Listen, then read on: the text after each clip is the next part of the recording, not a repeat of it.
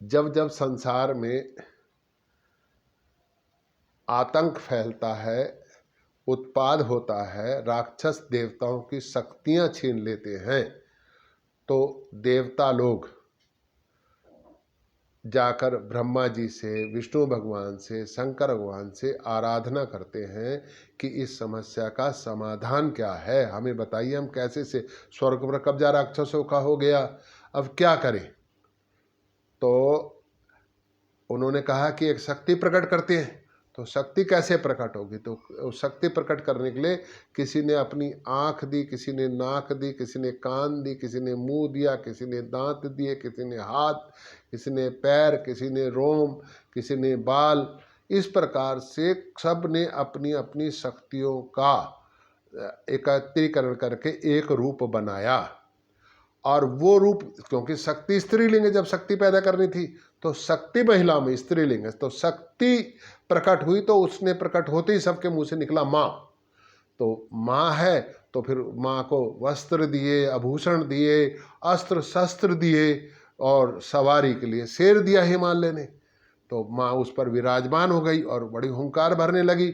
तो माँ का विराट रूप देख करके सब माता के आगे आराधना कर लगे, हे माँ, हे जगदम्बे, हम आपकी शरण में आए हैं, हमारी रक्षा करो, त्राहिमाम माँ, त्राहिमाम, हमारे को राक्षसों ने तंग कर रखा है, सृष्टि की सारी व्यवस्था तहस नहस हो गई है, स्वर्ग पर उन्होंने अधिकार कर लिया है, हमारा कोई भी यज्ञ का भाग हम नहीं ले सकते जिससे हमें शक्ति मिलती है, हे जगदम्बे, हे महामाई, हम तेरी शरण में आए हैं। ऐसे उसकी आराधना करने लगे। तो माता ने, कोई बात नहीं, मैं तुम सबको महिषासुर के आतंक से बचाऊंगी। और माता ने महिषासुर को ललकारा। महिषासुर ने भिन्न भिन्न अनेकों रूप, कभी हाथी का, कभी भैंसे का, कभी घोड़े का, कभी किसका, कभी किसका, ऐसे अनेकों रूप धरता रहा और अनेकों सेना सहस्त्रों योद्धाओं के साथ युद्ध करता रहा। लेकिन माता ने अंत में महिषासुर का अंत कर दिया। अब महिषासुर का अंत हो गया तो देवता बड़े प्रसन्न हुए, माता की आराधना के लिए, हे जगदम्बा, हे महामाई, आप शक्ति हैं, आप सर्व स्वरूपा हैं, आप कुछ भी कर सकती है, हम आपकी शरण में हर वक्त रहेंगे, जब भी इस प्रकार से हमें कोई कष्ट हो तो आए। और माता कष्ट दूर करती है, हम भी देखते हैं घर में माँ हो वो भी कष्ट दूर करती है। और माँ जगदम्बे तो कोई हल्का सा पुकारे, अब नवरात्रों में थोड़ी सी भी पूजा करेंगे, जरा सा भी नाम लेंगे तो माता हमारे कष्ट दूर करेगी। फिर क्या हुआ, ऐसी महिषासुर से पहले माता ने मधुकैटभ को मारा, सरस्वती का रूप धर के, और विष्णु भगवान के द्वारा, जब विष्णु भगवान ने तपस्या की थी कि भाई आप मेरे द्वारा मरो, तो मधुकैटभ का जो था मस्तिष्क फेर दिया। और मस्तिष्क फेर करके मधुकैटभ ने क्या वर दिया था उनको कि ठीक है, आपके हाथों में मरूंगे, लेकिन वहाँ मारना जहाँ पर कोई चीज ना हो, तो पृथ्वी ना हो। तो उन्होंने अपनी जगह पे लिटाकर मधुकैटभ को मार दिया, संहार करा था। तो सबसे पहले जो आराधना हुई वो निंद्रा देवी की हुई। निंद्रा देवी की आराधना, निंद्रा देवी की तपस्या करी ब्रह्मा जी ने कि हे माँ, आप विष्णु भगवान जी की आंखों से हटें ताकि विष्णु भगवान मधुकैटभ को मारे। मधुकैटभ मरे, महिषासुर मरा, अभी मैंने आपको महिषासुर की कथा सुनाई। उसके बाद फिर दोबारा से राक्षसों का, जब जब राक्षस आतंक लेते थे तब तब ये सारी सृष्टि में फिर दोबारा से माता की शरण में चले गए। फिर शुंभ निशुंभ आए, शुंभ निशुंभ ने भी खूब उत्पात मचाया, तो माता ने उनको भी अपनी सारी शक्तियों से मिल करके शुंभ निशुंभ का भी वध करा। तो इस प्रकार से पूरा, जब जब इस पृथ्वी पर कष्ट आए हैं तो माता सहजता से, सरलता से माता सारे कष्ट दूर कर देती है। अब ये नवरात्रे हैं, नवरात्रों में हमको करना क्या है? पहले तो पहले दिन जो अपना प्रतिपदा है उस दिन घट स्थापना करनी है। घट स्थापना करके रोज ओम जयंती मंगला काली भद्रकाली कपालिनी दुर्गा क्षमा शिवा धात्री स्वाहा सुधा नुस्तुते सर्व मंगल मांगले शिवे सर्वाद साधिके शरणाय त्र्यंबक गौरी नारायणी नमस्तुते, इस मंत्र का जाप करना है। मैं नीचे अपने कमेंट्स बॉक्स में ये मंत्र लिखा भी है, क्या सामग्री चाहिए, कैसे करना है, ये भी उस पूरे बॉक्स में लिखा हुआ है, तो आप इसको खोल करके पढ़ सकते हैं। सारा विधान उसके अंदर लिखा है। पूरा 9 दिन अपनी माता के शरण में माता की कथाएं पढ़नी है, माता के भजन करने हैं, माता का कीर्तन करना है और माता के ही भक्ति में रमे रहना है। देखो, वर्ष में 2 बार ऐसा मौका आता है और ये इनका विधान ज़्यादा है शारदीय नवरात्रि का। इसमें आप शक्ति का है, वो शांति का है। चैत्र के नवरात्रि ये शक्ति का है। शक्ति के उसमें आपको शक्ति से पूजा करनी है, हठ से जिद से माता की पूजा करनी है। पूरे अगर हो सके तो दुर्गा सप्तशती का पाठ करें। वो चमन का करेंगे तो 90 मिनट में पूरा होता है और संस्कृत में गोरखपुर वाली दुर्गा सप्तशती का पाठ करेंगे तो 1.5-2 घंटे लगते हैं। अगर हिंदी पढ़ेंगे तब भी 1 घंटे 1 1.5 घंटा लगता है। लेकिन शक्ति की आराधना, नहीं तो दुर्गा चालीसा पढ़ें। अभी मैंने मंत्र बताया, कमेंट्स बॉक्स में मंत्र, बहुत सारे मंत्र लिखे हैं। संतान प्राप्ति का कौन सा मंत्र है, शीघ्र विवाह कौन सा मंत्र है, रोग दूर करने का सारे दुर्गा सप्तशती में भी दिए रखे हैं, आप उनमें से पढ़ सकते हैं कौन सा मंत्र है। आप इन मंत्रों को, आपको जो भी आपकी कामना है दुर्गा सप्तशती में या मेरे कमेंट्स बॉक्स में जाकर के उन मंत्रों को पढ़ें। और ये 9 दिन हैं, उन मंत्रों की साथ कोई भी एक मंत्र ले ले। ये ओम जयंती मंगला काली जो मैंने बताया था ये ले ले, इसी की साधना कर दे 9 दिन, पहले दिन से लेके अष्टमी नौमी, जब भी आपकी जिसके अष्टमी होती है वो अष्टमी, जिसके 9 दिन होती है नौमी, वो उसकी साधना करें। रोज दीपक जलाएं, धूप बत्ती दिखाएं, माता का श्रृंगार करें, रोज पुष्प कर जाए, मोदराज माता की आरती करें।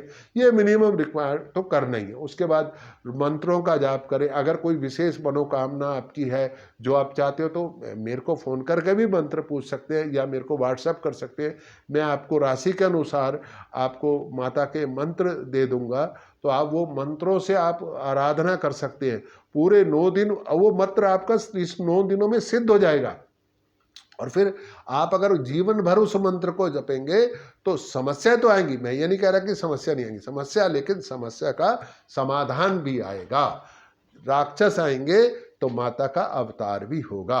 अपनी समस्याओं के समाधान के लिए हमको ये 9 दिन माता की शरण में जाकर के आराधना करनी चाहिए, माता से विनती करनी चाहिए। माता तो हल्की सी विनती करते हैं तो हो जाता है, लेकिन माता को शुद्धता चाहिए होती है, पवित्रता चाहिए होती है, मन की शुद्धता, तन की शुद्धता। बोलते हैं ऐसे ही नहीं, अरे वो तो हमारी माता है, कुछ लोग करते हैं।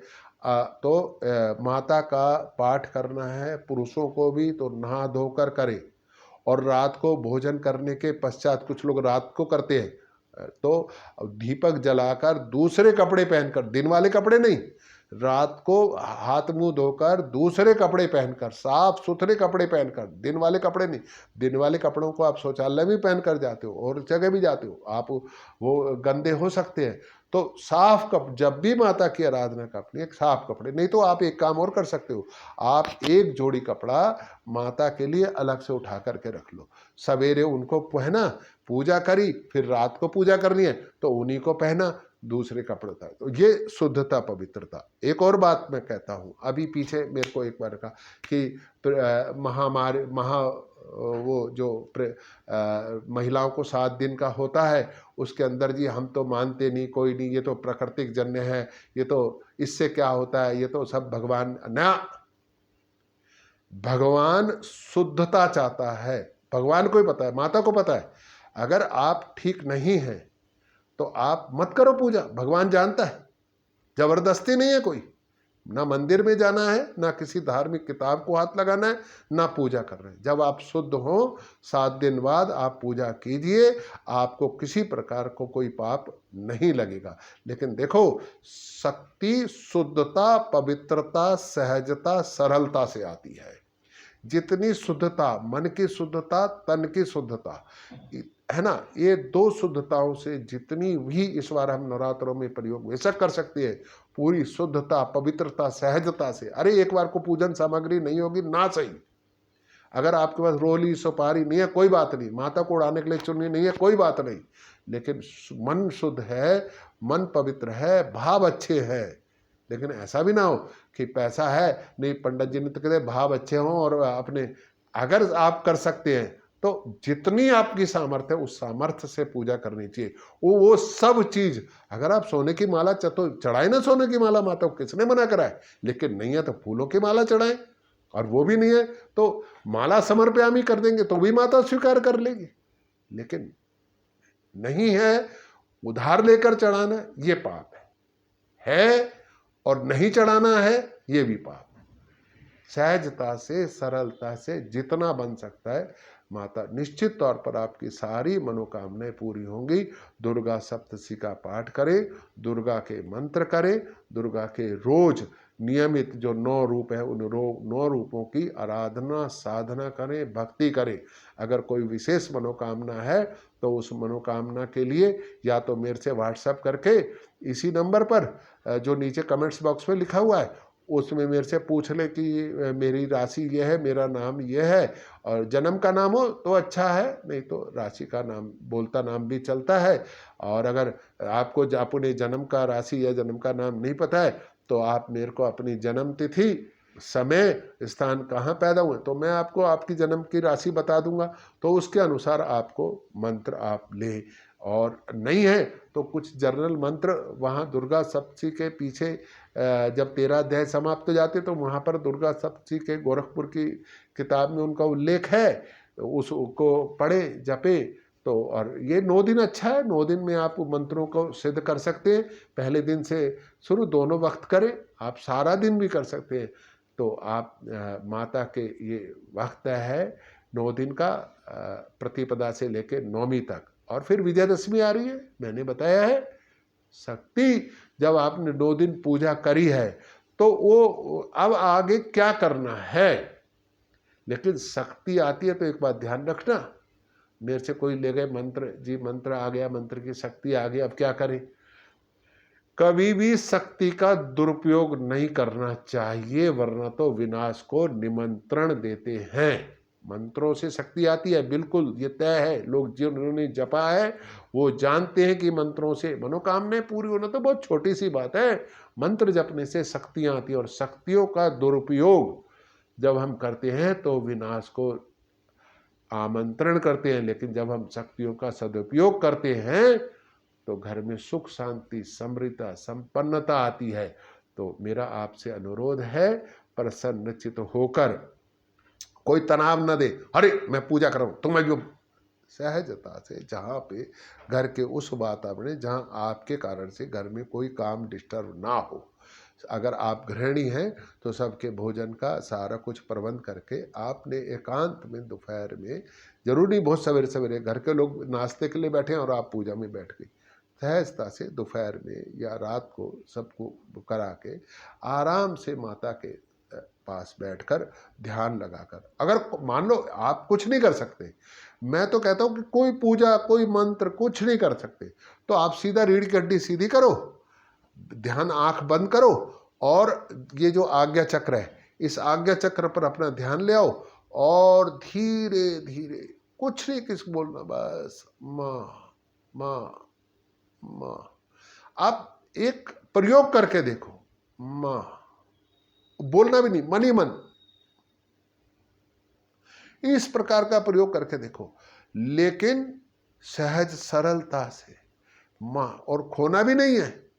थोड़ी देर बाद तुरंत चेतना में वापिस आ जाना है।